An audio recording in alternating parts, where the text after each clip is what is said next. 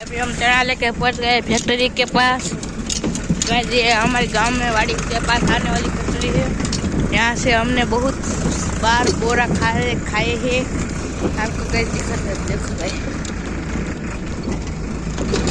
आपको मैं फैक्ट्री दिखाता हूँ। देखो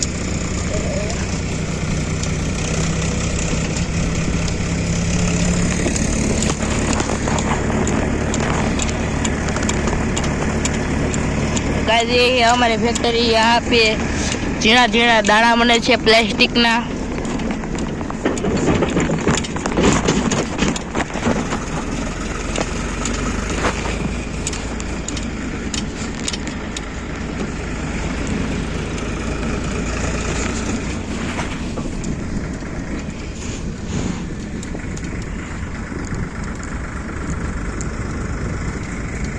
बाय गाइस हमें अभी छे अपना छोटा सा ब्लॉग पूरा करते गाइस।